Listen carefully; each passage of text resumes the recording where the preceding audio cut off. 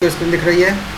Okay, welcome to online classes में आप सभी लोगों का फिर से मैं स्वागत करना चाहूँगा। चलिए हम लोग यहाँ पर आज पढ़ने वाले हैं माल विक्रय अधिनियम। और उससे पहले आप लोगों से बोलना चाहूँगा कि ये जो स्क्रीन आपको शेयर की गई है सभी लोगों के पास क्लियर वॉइस आ रही हो तो एक बार कंफर्म कर दीजिए, तो हम लोग आगे कंटिन्यू क्लास के लिए चलें। आ रही है सभी को आवाज़? ओके गाइस, चलिए तो ध्यान दीजिएगा। Okay, thank you. चलिए हम लोग स्टार्ट करते हैं। तो सबसे पहले देखिए यहाँ पर आप सभी लोगों का मैं स्वागत भी करना चाहूँगा और आगे कंटिन्यू करते हैं कि ये वीडियो आपको यूट्यूब पर भी मिलेगी। तो हम लोग आगे इस क्लास को कंटिन्यू करते हुए चलते हैं सीधे से।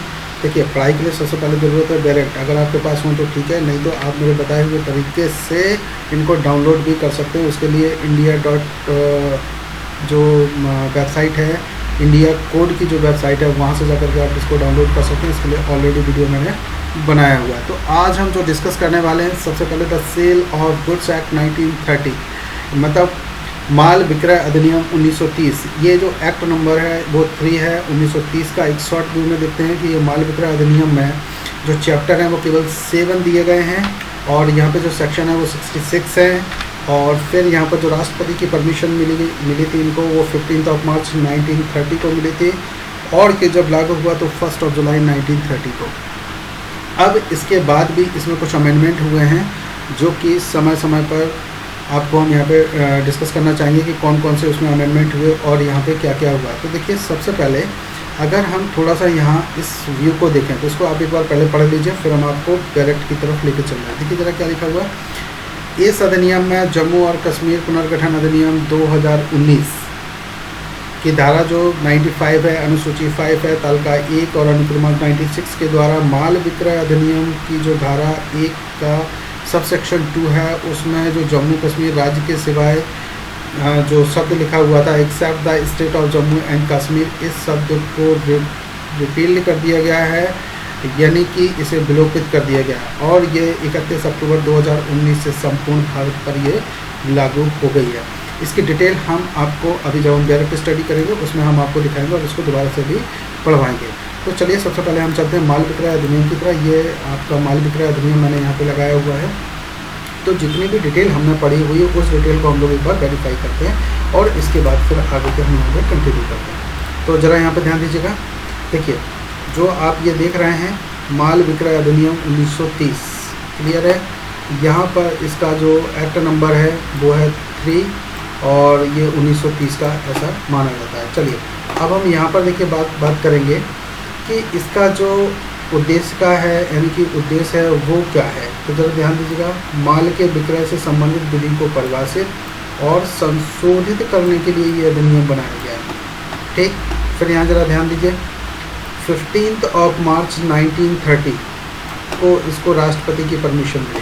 इसके बाद हम फिर यहाँ पे बात करते हैं माल के विक्रय से संबंधित विधि को परिभाषित और संशोधित करना समीचीन है, अतः एतद द्वारा यह निम्नलिखित रूप में अधिनियमित किया जाता है। ये इस रूप में अधिनियमित किया जाता है कि इसमें जो चैप्टर हैं वो 7 हैं और जो सेक्शन है वो 66 है। अब हम चलते हैं इसकी तरफ, थोड़ी सी और डिटेल आगे पढ़ेंगे। देखिए तो हम यहाँ सबसे पहले चैप्टर 1 को देख लेते हैं। यहाँ पर प्रारंभिक की बात की गई कि यहाँ पर प्रारंभिक दिया गया है चैप्टर 1 में। अब इसके लिए थोड़ा सा हम इंग्लिश वाला डायरेक्ट भी लगाना चाहेंगे, थोड़ा सा इजी हो जाएगा आपको समझने के लिए। तो ज़रा ध्यान दीजिएगा।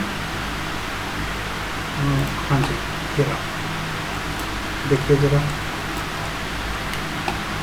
तो जो चैप्टर और वो हैं इनको थोड़ा सा हम डिटेल में डिस्कस कर लेते हैं और फिर इसके बाद इसको कंटिन्यू करेंगे। देखिए सेल ऑफ गुड्स एक्ट 1930 ये आप ऑलरेडी पढ़ चुके हैं। यहाँ पर जो चैप्टर 1 है, चैप्टर 1 को कहाँ से कहाँ तक दिया गया, आप पेन और कॉपी लेकर के अगर बैठे हुए हैं तो आप इनको थोड़ा सा नोट भी करते जाइए। तो जो चैप्टर 1 है वो सेक्शन में यहाँ पर मैं नोट करना चाहूँगा सेक्शन 1 से लेकर के 3 तक दिया गया है। ठीक है, जिसमें हम पढ़ेंगे short title and extend and punishment की बात करेंगे, डेफिनेशंस की बात करेंगे सेकंड में, और थर्ड में बात करेंगे application of provisions of act 9 of 1872, यानी कि जो भारतीय संविदा अधिनियम है उसके लिए हम लोग यहाँ पर थोड़ी सी बात करेंगे। आप यहाँ पे अगला देखिए, ध्यान दीजिए। चैप्टर जो 2 है, चैप्टर 2 की तरफ थोड़ा सा ध्यान देंगे। चैप्टर सेकंड में अगर हम यहाँ पर देखें तो कहाँ से लेकर के कहाँ तक ये दिया गया है, तो देखिए जल्दी से चैप्टर सेकंड की हम लोग सेक्शन 4 से ये स्टार्ट हुआ और 17 तक रहा। तो ये आपको कॉपी में नोट डाउन करना है। गाइज मैं आपको इसलिए दिखा रहा हूँ क्योंकि आप भी डायरेक्ट को पढ़ना सीखें और आसान थोड़ा सा हो जाएगा ये। तो यहाँ पर ज़रा देखिएगा सेक्शन 4 से लेकर के 17 तक प्रोविजंस दिए गए, क्योंकि इसमें जो भी ऑब्जेक्टिव टाइप्स अगर क्वेश्चन आते हैं किसी भी कंपटीशन में तो जनरली सेक्शंस की बात करते हैं। तो चैप्टर सेकंड में क्या दिया है, फॉर्मेशन ऑफ द कॉन्ट्रैक्ट, यानी कि जो कॉन्ट्रैक्ट का निर्माण होगा वो कैसे होगा, वो सेक्शन 4 से लेकर के 17 तक डिफाइन किए गए हैं। ये हमें पढ़ना। चैप्टर 4 आपने देखा। अब हम यहाँ पर अगली बात करते हैं चैप्टर 3 की। चैप्टर जो 3 है, ज़रा यहाँ पर ध्यान देना, 18 से शुरू होता है और ये चल रहा है सेक्शन 30 तक। तो 18 से लेकर के 30 तक यहाँ पर ये आपने चैप्टर 3 को देखा। चैप्टर 3 कहाँ से, सेक्शन 18 से लेकर के 30 तक हैं, इनको ऐसे नोट करते चलिए। और 13 में दिया क्या है, इफेक्ट ऑफ द कॉन्ट्रैक्ट, जो कॉन्ट्रैक्ट है उसका प्रभाव क्या होगा। अब हम चलते हैं सीधे चैप्टर 4 की तरफ। तो चैप्टर 4 पर आप जरा देख लीजिएगा। चैप्टर 4 में हम यहाँ पर जरा ध्यान देंगे। देखिए चैप्टर 4 की बात की गई है performance of the contract, contract का जो परफॉर्मेंस है उसकी बात की गई। तो कॉन्ट्रैक्ट के परफॉर्मेंस को जो सेक्शन है वो कहाँ से लेकर के कहाँ तक दिए गए हैं, ये ज़रा ध्यान दीजिएगा। सेक्शन 31 से लेकर के यहाँ ओनली 44 तक ही दिए गए हैं। ठीक है, इतना क्लियर हो गया। आप नोट करते चलिए इनको। सेक्शन जैसे मैं यहाँ लिखना चाहूँगा, जरा ध्यान दीजिएगा, 31 से 44। ठीक है, ये इतना। अब अगला हम नेक्स्ट यहाँ पर बात करते हैं चैप्टर 5 की। तो चैप्टर 5 में ज़रा यहाँ देखिए 45 से ये स्टार्ट हो रहा है और यहाँ पर 54 पर ये ख़त्म हो रहा है। तो देखिए ज़रा कहाँ तक ख़त्म हो रहा है, 54 तक। और कहाँ से स्टार्ट हुआ था, 45 से। तो यहाँ ज़रा देखिएगा चैप्टर 5 को हम लोग देखेंगे, rights of unpaired seller against the goods. तो यहाँ पर जो राइट्स की बात की गई चैप्टर 5 में, ये सेक्शन 45 से लेकर के यानी कि 54 तक दिया गया है, यानी कि ओनली 10 सेक्शन की बात करता है। चलो फिर हम इनको डिटेल में आगे पढ़ते हैं। इसके बाद हम आपको लेकर चल रहे हैं चैप्टर 6 की तरफ। तो चैप्टर 6 भी आप जरा देख लीजिए जल्दी से, बस एक और बचा हुआ, फटाफट स्पीड में लेकर चलते हैं। देखिए जरा चैप्टर जो 6 है वो उसमें दिया गया है suits for breach of the contract. अगर कोई कॉन्ट्रैक्ट को ब्रीच करता है तो उसके संबंध में सॉरी कौन कौन से प्रोविजंस यहाँ पर एप्लीकेबल होंगे। तो यहाँ पर जो देखिए सेक्शन 55 से स्टार्ट हुआ 61 तक। तो 55 से लेकर के 61 तक के प्रोविजंस यहाँ पर दिए गए। अब हम अगली बात करेंगे चैप्टर 7 की, या मिसलेनियस की बात की गई है। तो ये जो सेक्शन 62 से लेकर के यानी कि 62 से लेकर के 66 तक दिए गए, ये हमारा एक ऑल ओवर व्यू था जो कि आपने देखा अभी। अब हम चलिए इसको सेक्शन फर्स्ट की तरफ चलते हैं। सेक्शन फर्स्ट में क्या दिया हुआ है वहाँ से हम फिर से इसको कंटिन्यू करते हैं और फिर पढ़ते हैं। तो चलिए, तो ये आप आ गए सेक्शन फर्स्ट पर। और जो चैप्टर फर्स्ट है केवल इसमें 3 सेक्शन दिए गए हैं, यानी कि फर्स्ट से लेकर के केवल 3 तक ही हमको पढ़ना है। पर ये 3 इतना आसान नहीं है जितना आप सोच रहे हैं। चलिए, सेक्शन 2 भी अपने आप में एक बहुत इंपॉर्टेंट रोल प्ले करता है और उसमें बहुत सारी चीज़ें अपने को पढ़नी होंगी। तो देखिए ज़रा, हम अगर यहाँ पर सेक्शन फर्स्ट को देखें तो सेक्शन फर्स्ट में दिया गया है सीधी से short title and accent and commitment की बात की गई। ये कहाँ कहाँ पर लागू होगा। तो इसको पढ़ने के लिए सबसे पहले मैं आपको ले चल रहा हूँ, ज़रा ध्यान दीजिएगा। Section first, sub clause first. तो ज़रा देखें, दिस एक्ट में be called sale of goods act 1930। तो इसका नाम क्या कहा जाएगा माल विक्रय अधिनियम 1930, यानी कि सेल ऑफ गुड्स एक्ट। अब नेक्स्ट यहाँ पर बात करते हैं सेक्शन फर्स्ट का सब क्लोज 2। ज़रा ध्यान देना यहाँ पर, it extend to whole of India. ये पहले का वेरेट है, except the state and Jammu and Kashmir. तो इस लाइन को अब क्या कर दिया गया, रिपील कर दिया गया। रिपील कैसे कर दिया गया वो मैं आपको दिखाता हूँ। चलिए मैं आपको यहाँ पे लेके चलूँ। और सुनिए, एक पॉइंट और देख लीजिए, सेक्शन फर्स्ट सब क्लोज 3 में अगर आप यहाँ देखेंगे, it shall come into force on the first day of July 1930। देखिए ये जो एक्ट है इसमें केवल LLB में आपके लिए केवल एक ही क्वेश्चन आना है। लेकिन यहाँ पर ये आपको सेक्शन वाइज इसलिए पढ़ना क्योंकि आपको कंपटीशन के काम भी ये आ जाए।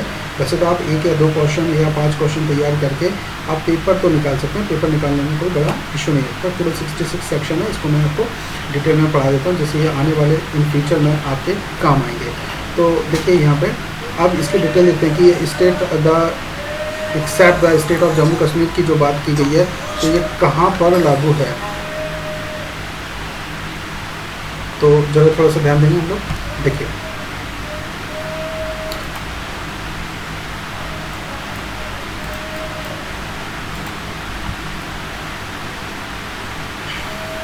हेलो, आप लोग मेरी आवाज़ सुन पा रहे हैं प्रॉपर? एक बार थोड़ा सा कंफर्म कर दीजिए प्लीज़, तो मैं आपको आगे लेकर चलूँ। मुझे लग रहा है कुछ डिस्टर्ब। ओके फाइन, आप लोग ओके आप लोग या तो ऐसा बोल दिया करो या तो मैसेज से मुझे भेज दिया करो। ओके ठीक है, तो मुझे पता चल जाता है। ठीक है, क्लियर है। चलिए तो मैं आप लोगों को कंटिन्यू करता हूँ, आपको इसको डिटेल दिखाता हूँ। क्या डिटेल थी ये देखिए, प्लीज़ स्पीकर ऑफ कर लीजिए सभी लोग। हाँ जी, जरा यहाँ पर ध्यान देंगे हम लोग। देखिए सबसे पहले अगर हम यहाँ पर देखें तो जो जम्मू कश्मीर पुनर्गठन अधिनियम जो था उसका जो सेक्शन 95 और इसका शेड्यूल 5 है और इसका जो तालिका नंबर 1 है यानी कि अनुक्रमांक 96 पर ये एक्ट रखा गया। और इसका जो माल विक्रय अधिनियम है इसमें कि जम्मू कश्मीर राज्य के सिवाय यानी कि except the state of Jammu and Kashmir को रिपील्ड कर दिया गया, रिमूव कर दिया गया। ये 31 अक्टूबर 2019 से संपूर्ण भारत पर लागू होगा। ये इसकी डिटेल थी यहाँ से। आप इसको अगर आप वेरीफाई वहाँ से करना चाहें एक्ट से, तो मैं आपको एक्ट के ऊपर लेकर चल रहा हूँ, तो एक्ट पर भी थोड़ा सा आप देख लीजिए कैसे निकालना है। और भी जो बहुत सारे एक्ट होंगे उनको निकालने का तरीका मैं आपको बताता हूँ। ये देखिए, ये जो आप एक्ट देख रहे हो ये जम्मू कश्मीर पुनर्गठन अधिनियम है। और यहाँ से देखिए मैं आपको दिखाना चाहूँगा, ये देखिए एक्ट है, ये एक्ट का नाम ये रहा। चलिए ज़रा ध्यान दीजिए।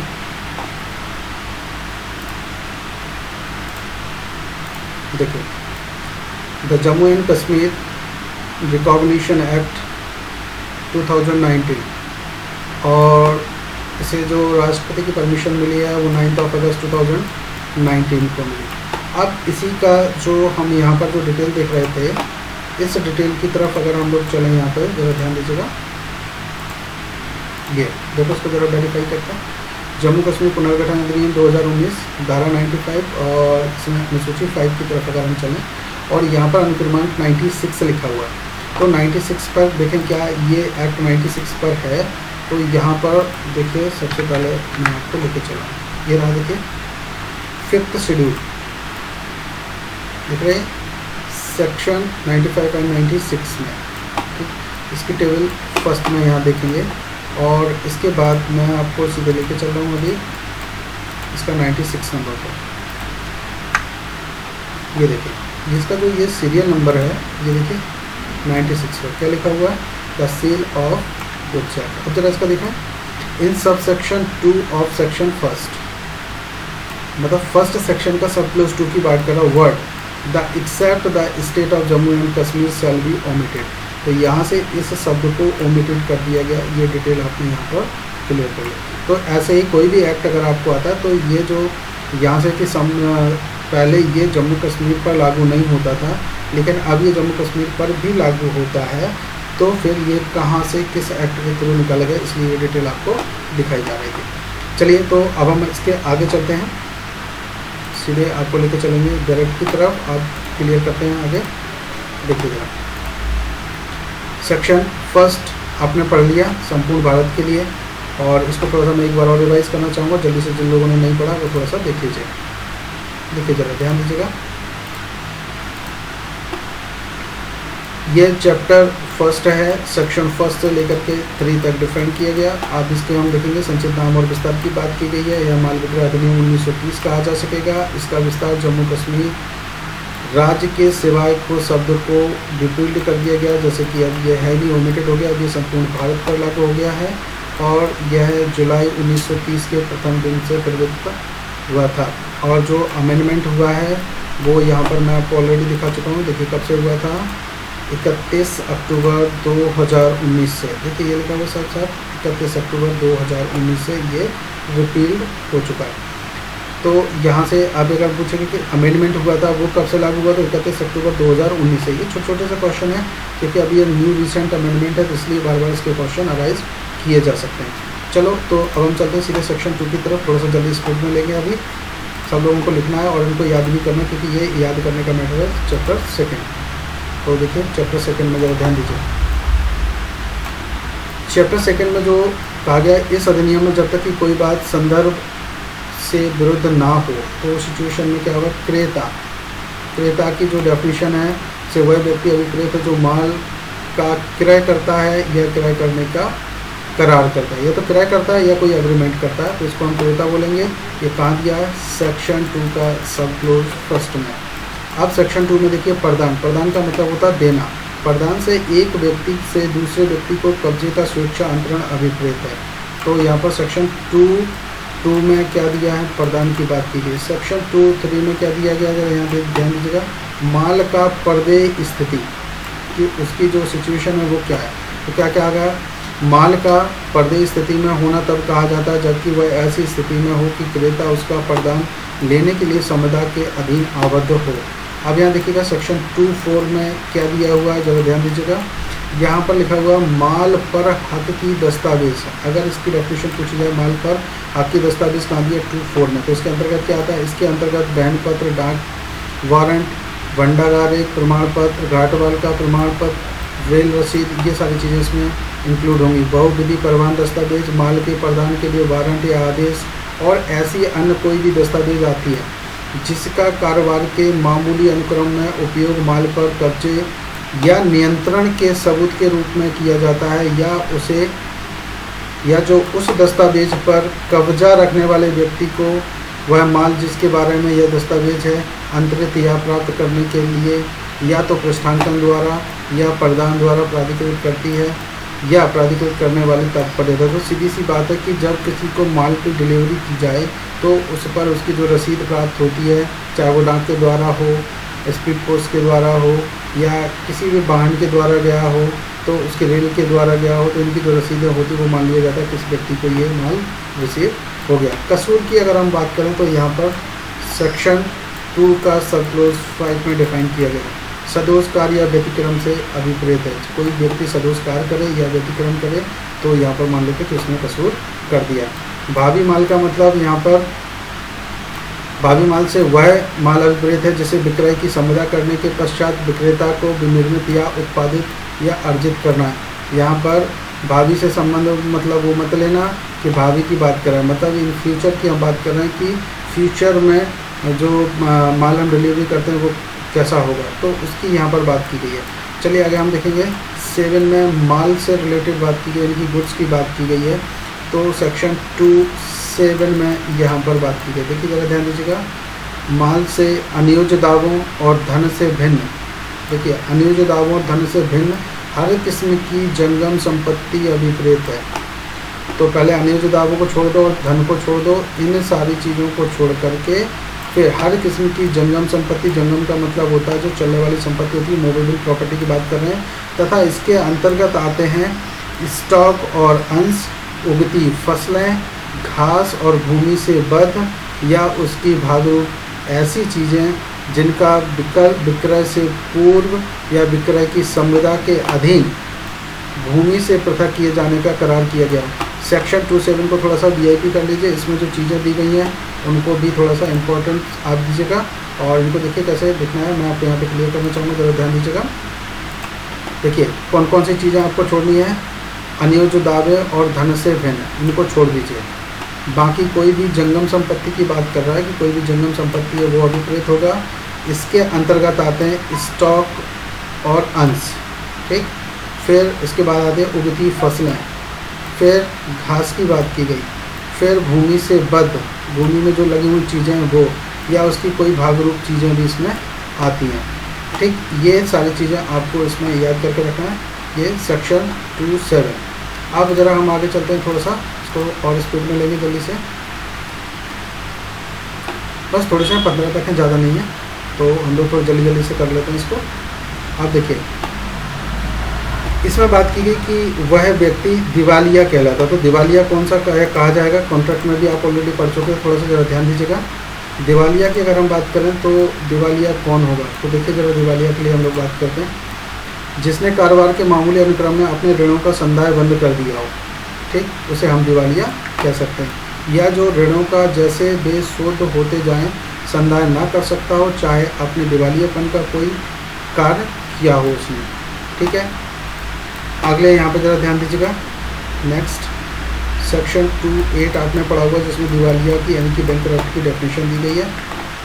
अब अगला यहाँ पर देखिए नेक्स्ट 2(9) वाणिज्यिक अभिकर्ता की यहाँ डेफिनेशन दी गई है। ये यहाँ देखिए, वाणिज्यिक अभिकर्ता से अभिप्रेत है जो ऐसा अभिप्रेत होने के नाते कारोबार के रूढ़िक अनुक्रम में या तो माल के विक्रय का या विक्रय के प्रयोजनों के लिए माल के पारेषण मतलब भेजना का या माल के क्रय या माल की प्रतिभूति पर धन खड़ा करने का प्राधिकार रखता हो, वो वाणिज्यिक अभिकर्ता होता है, ठीक है। यहाँ सेक्शन 2(9) में अभी हम इसको इंग्लिश में भी थोड़ा सा समझने की कोशिश करेंगे, आज नहीं हो पाएगा तो कल इसको कंटिन्यू करेंगे। सेक्शन 2(10) में ज़रा देखिएगा, 2(10) में क्या दिया हुआ है, देखिए ज़रा। कीमत से वह प्रतिफल अभिप्रेत है जो माल के विक्रय धन के रूप में है। कीमत का मतलब देखिए, कीमत की परिभाषा कहाँ दी गई, सेक्शन 2(10) में, ये ज़रा ध्यान रखना है आपको। और ये प्रतिफल की बात कर रहा है, जिसके माल को विक्रय करने में जो प्रतिफल मिला धन के रूप में, उसे हम कीमत कह सकते हैं। सेक्शन 2(11) में देखेंगे संपत्ति की डेफिनेशन दी गई है, से माल में की साधारण संपत्ति, ना कि केवल कोई विशेष संपत्ति अभिप्रेत है। फिर अगली बात की गई है कि माल की क्वालिटी की क्या होगी, के अंतर्गत उसकी स्थिति या दशा भी आती है। तो क्वालिटी के अंतर्गत उसकी स्थिति या दशा आती है। ये जो लाइनें आप देख रहे हैं, ये सीधे सीधे से आपको ऑप्शन में दिखेंगी। सेक्शन 2(13) में ज़रा देखिएगा, विक्रेता क्या होता है। विक्रेता से वह व्यक्ति अभिप्रेत है जो माल का विक्रय करता है या विक्रय करने का करार करता है। सेक्शन 2(14) में देखिएगा, विनिर्दिष्ट माल की बात करें, स्पेसिफिक किसी गुड्स की बात करें, से वह माल अभिप्रेत है जो उस समय जब विक्रय की संविदा की जाती है परिलक्षित और करारित किया जाता है तथा। और 15 में यहाँ ज़रा देखिएगा, सेक्शन 2(15) तो देखेंगे क्या लिखा हुआ है,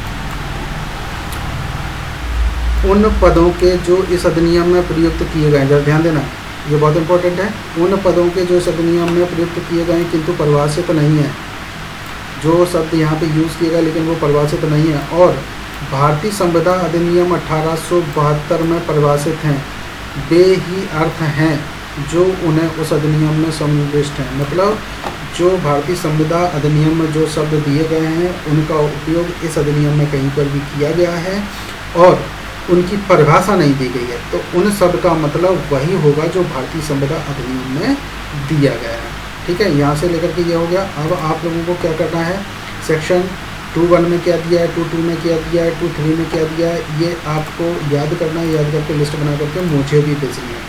तो चलिए मैं आपको यहाँ पर इंग्लिश में भी थोड़ा सा दिखा देता हूँ, जो शब्द यहाँ पर दिए गए हैं उनकी तरफ हम लोग भी थोड़ी सी बात करते हैं। तो थोड़ा सा यहाँ ज़रा ध्यान दीजिएगा। हाँ जी, ये देखिए मैंने यहाँ पे ब्रेक लगा लिया है। अब यहाँ पर हम लोग आगे को डिस्कस करते हैं, ज़रा ध्यान देंगे। सेक्शन 2 डेफिनेशंस की यहाँ पर बात करेंगे। तो देखिए सेक्शन 2(1) में यहाँ पर बायर की बात की गई, यानी कि बायर कौन होता है। तो देखिए ज़रा यहाँ पे ध्यान दीजिए, बायर मीन्स सीधी सी बात कीजिए, मीन्स अ पर्सन हु बायस और एग्रीज टू बाय गुड्स, जो सामान खरीदने के लिए तैयार हो वो बायर है। सेक्शन 2(1).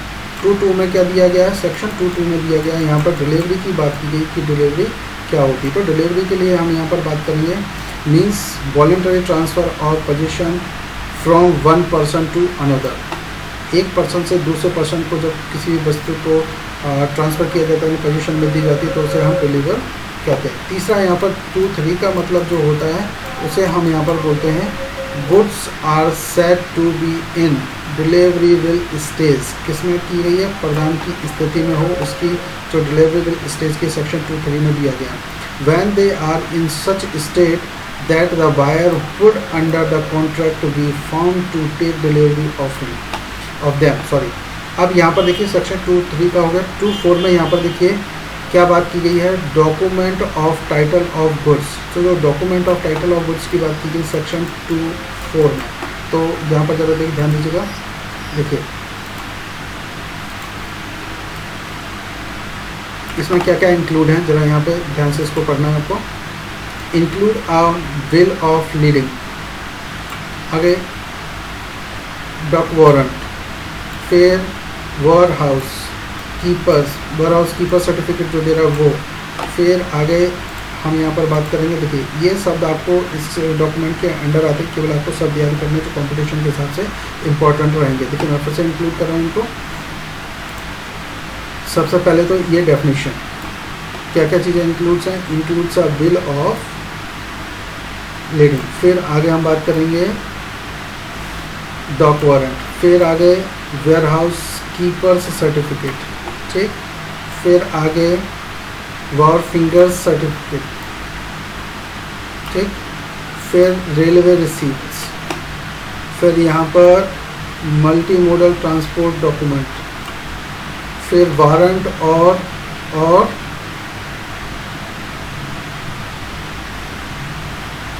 अगला यहाँ पर ध्यान दीजिएगा,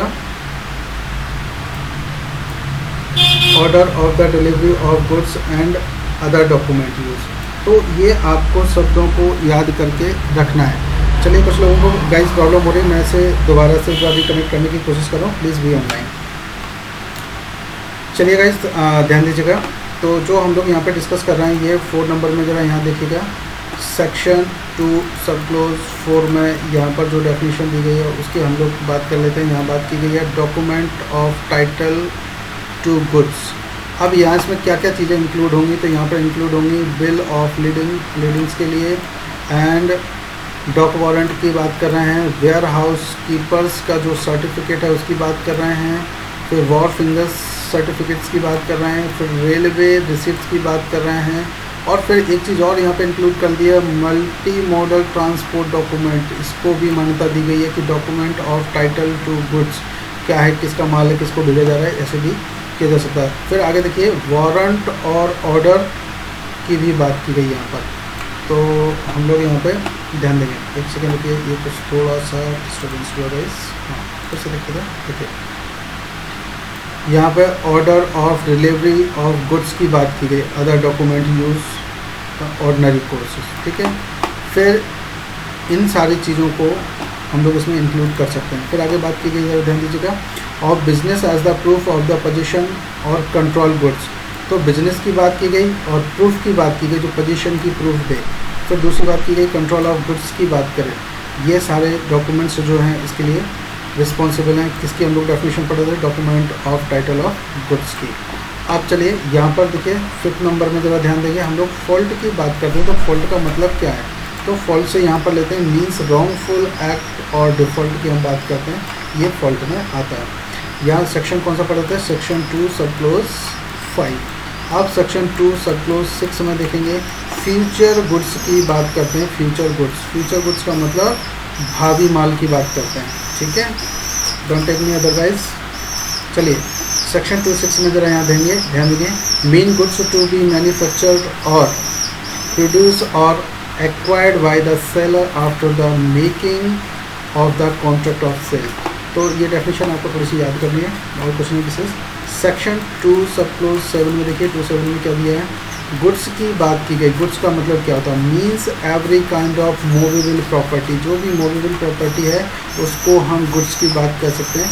अदर देन एक्शनेबल क्लेम, किन किन चीज़ों को, एक्शनेबल क्लेम एंड मनी, इन चीज़ों को छोड़ दीजिए, बाकी को हम कर सकते हैं। एंड इंक्लूड्स इसमें stocks and shares, growing crops, grass and thing attach to और forming part of the land, ये सारी चीज़ें इसमें इंक्लूड आएंगी। Which are the agreed to be serve before sale और अंडर द कॉन्ट्रैक्ट सेल। तो ये बात आपको समझ में आ गई कि इतनी सारी चीज़ें इसमें कौन कौन सी सारी चीज़ें इंक्लूड हैं। अगला देखिए सेक्शन 2(8) में अगर हम यहाँ पर देखें तो सेक्शन 2(8) में आप देखिए a person is said to be insolvent की बात की गई। इंसॉल्वेंट का मतलब आप जानते हैं अच्छे से, जो दिवालिया हो जाता है, जिसके पास पैसे ना हो, उसको हम इंसॉल्वेंट कहते हैं। ठीक है, जैसे जो लोग गरीब हो जाए कभी कभी, देखिए इंसॉल्वेंट का मतलब दिवालिया। अब यहाँ पर आगे हम बात करते हैं हु हैज़ सीज टू पे हिज डेब्ट्स, और वो क्या कर ले, जिसने अपना कर्जे का भुगतान करना बंद कर दिया in the ordinary course of business के उस ड्यूरेशन में ऑर्डिनरी कोर्स में उसने पेमेंट करना बंद कर दिया हो, और can not pay his debts as they become due whether he has committed an act और इंसॉल्वेंसी और नॉट। तो ये बैंकरप्ट की डेफिनेशन पूछी जाएगी तो सेक्शन 2(8) में आपको बताना है। ठीक है, सेक्शन 2(9) की तरफ हम लोग चलते हैं। तो 9 में देखेंगे मर्चेंटाइल एजेंट कौन होता है। तो देखिएगा, मीस and mercantile agent having in the customary course of business as such agent authority either to sell goods or consign goods for the purpose of sale। तो यहाँ पर देखिए जो अथॉरिटी है उसको क्या क्या करने की, सेल गुड्स करने की, कंसाइन गुड्स की, और पर्पस ऑफ सेल के लिए भी वो ऐसा कर सकता है, और टू बाय गुड्स और to raise money on the security of goods. Section 2(10) में यहाँ पे देखिएगा प्राइस की डेफिनेशन दी गई है, means the money consider for a sale of goods. तो यहाँ प्राइस में सेक्शन 2(10) में दिया गया। तो आपको केवल अभी इतना सा याद करना है कि कौन से सेक्शन में क्या दिया, ये सारी चीज़ें बार बार आपको रिपीट होंगी, टेंशन ना लीजिए और आसानी से याद भी हो जाएगा। चलिए, तो यहाँ पे हम थोड़ा सा और आगे डिस्कस करते हैं, सेक्शन 2(11) की तरफ चलते हैं। तो 2(11) में ज़रा यहाँ देखिएगा, सेक्शन 2(11) में यहाँ पर बात की गई है प्रॉपर्टी की, कि प्रॉपर्टी का मतलब क्या है। तो प्रॉपर्टी से ज़रा यहाँ ध्यान दीजिएगा, means the general property in goods and not merely a special property. Section 12 में यहाँ देखिएगा, सेक्शन 2 का सब क्लोज 12 तो देखिए क्वालिटी ऑफ गुड्स की बात करें तो इंक्लूड देयर स्टेट और कंडीशन। तो ऐसे ये छोटे छोटे ये ऑब्जेक्टिव टाइप का क्वेश्चन आ सकता है इस पर। सेक्शन 2(13) में जरा देखेंगे, सब क्लोज 2 का सेक्शन 2 सब क्लोज 13, यहाँ पर जरा देखेंगे सेलर की डेफिनेशन दी गई कि सेलर कौन है, means a person who sell और agrees to sell goods. Next हम बात करेंगे 14 में स्पेसिफिक गुड्स की बात करते हैं। स्पेसिफिक गुड्स कौन से होते हैं, means goods identify and agreed upon at the time a contract of sale is made. तो यहाँ पर देखिए जो स्पेसिफिक होती है, किसी पर्टिकुलर सामान को अगर बेचना हो तो उसे हम स्पेसिफिक गुड्स की डेफिनेशन दे सकते हैं। सेक्शन 2 का 15 बहुत VIP है, क्योंकि इसमें देखिए क्या लिखा हुआ है,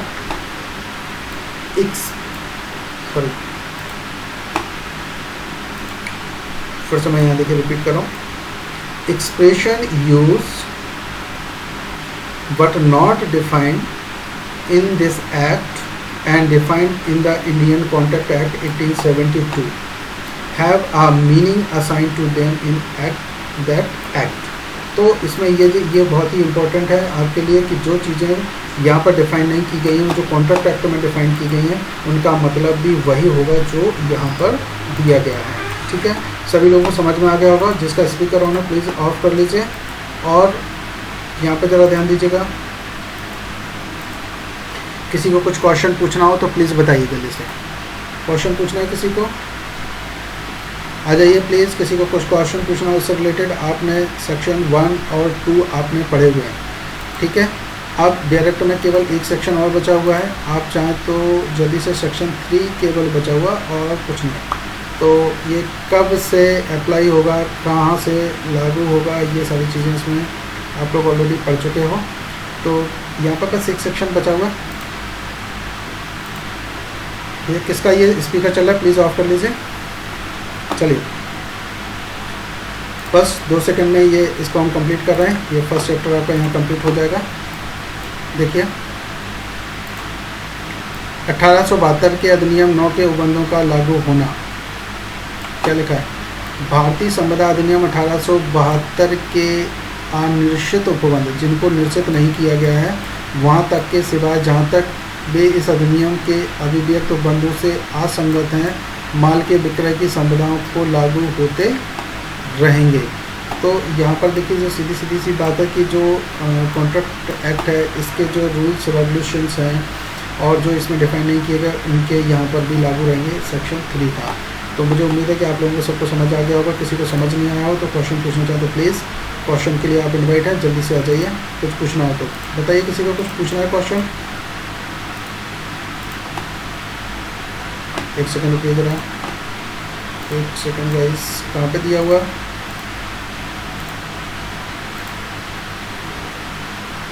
सब क्लोज 4 में आ जाइए जरा डेफिनेशन की तरफ जल्दी से। अच्छा देखिए, मैंने आपको दोनों चीज़ों में इसको दिखाया हुआ था। अगर आपको कभी ऐसी प्रॉब्लम्स आती हैं कि जहाँ केवल उनका आपको मीनिंग नहीं पता चल रहा है, तो उसके लिए आप देखिए यहाँ पर भी ले सकते हैं। दिखाया हम, देखो क्या कर रहे हैं। सबसे पहले यहाँ बात की गई थी क्या क्या, वाहन अंतर्गत वाहन पत्र हो गया, डाक भंडारण हो गया, डाक भंडार प्रमाण पत्र हो गया, घाटवाल का प्रमाण पत्र हो गया, रेल रसीद हो गया, ये सारी चीज़ें इसमें इंक्लूड होंगे। अब जरा यहाँ पे आ जाइए, देखिए इसमें कुछ मिला आपको? नहीं। देखो क्या कह रहा है, लीडिंग डॉक वारंट, और कौन सा डॉक वारंट की बात कर रहा है, और कीपर सर्टिफिकेट और वार फिंगर सर्टिफिकेट। तो यहाँ पर अगर आप देखें, एक सेकंड की तरह देखो, ये जो देखो यहाँ से आप क्लियर कर लीजिए, मिला नहीं?